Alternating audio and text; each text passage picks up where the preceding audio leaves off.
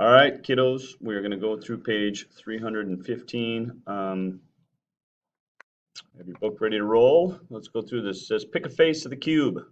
How many other faces are perpendicular? Perpendicular, remember, is a 90-degree angle. So if we pick a face, this face, how many sides are perpendicular to it?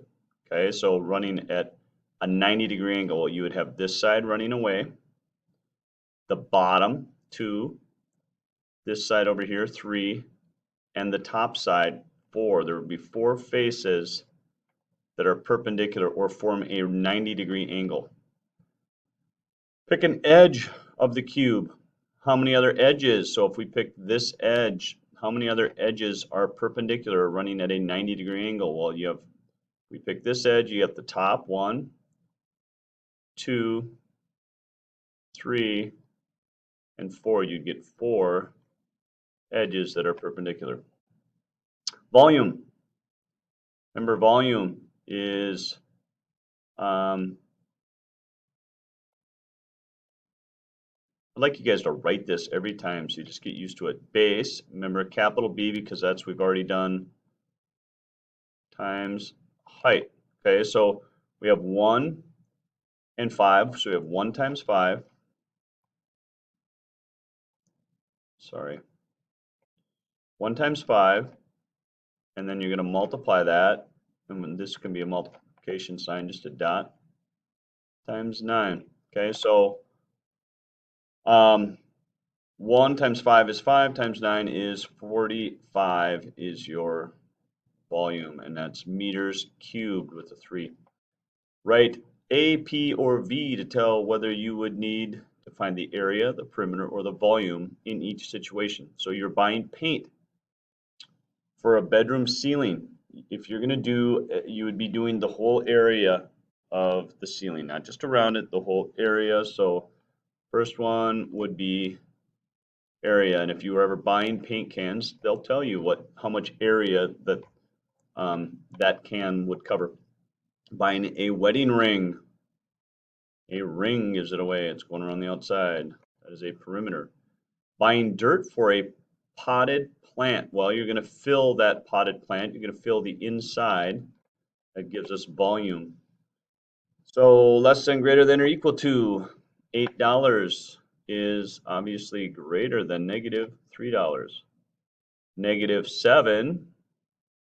Remember, we've talked about the negative numbers. It's farther away from 0. If you have 0 on the number line, we have negative 5 and positive 5. When you're on the negatives, so negative 2 would be in here, negative 7 would be down here. It's smaller, it's farther away. $18 is greater than negative 11. You have 61, these are kind of the same. It's going to be greater than negative 61. And just the opposite there. So negative $3 is obviously less than $320. Factors. A couple of these aren't too bad. When we do the factors, the easiest way to do this, you always start with 1 and then the number. Okay, so we start with 1 and 55. 1 times 55 is a factor of 55. So does 2 go into it? Well, 2 has to be an even number. Does 3? Well, the only way to do that is take 55, divide it by 3. 3 does not go into it. Does 4? No, that has to be even. 5 does. 5 and 11. So those are the factors of 55. This one, we have, again, we're going to start with 1. And then over here, we're going to put 32. It's an even number, so right away we know that 2 goes into it, and 2 goes into 32. You got to take half of that, 16 times. 2 times 16. 3 does not, again, 3 times 11 is 33, 3 times 10 is 30, so 3 does not. 4, however, does go into it. 4 times 8 is 32. Now this last one is a big one. So I'm going to list them down here. So we have 1 and we have 96. It's an even number, so we automatically know that 2 goes into it, and 2 goes into that 48 times. Half of 96, you'd have to divide it by 2. 3 also goes into it. 3 times what is 6, and 3 times what is 9. 3 times 3 is 9, 3 times 2 is 6, so 32. And again, you can just divide these. There's no real trick right now. It's even. Here we have 4 goes into it. 4 goes 24 times.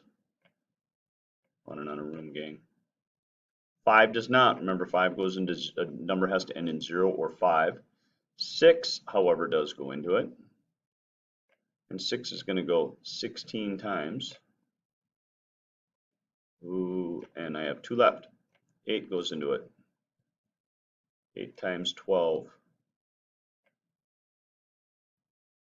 We'll squish it in up top. 8 times 12. That's it. So 1, 96, 2, 48, 3, 32, 4, 24, 6, 16, and 8 and 12. Round each number to the nearest hundredth. What digit's in the hundredth spot? So our 2 is in the hundredths. The 3 tells you to stay the same. So we have 12 hundredths. And then you don't need a 0 here. The 3 just goes away because we are going to our nearest hundredth. The 6 is in the hundredths. So the 4 is going to stay. 5 is going to stay. The 8 tells you to bump that 6 up to a 7. So 4 and 57 hundredths.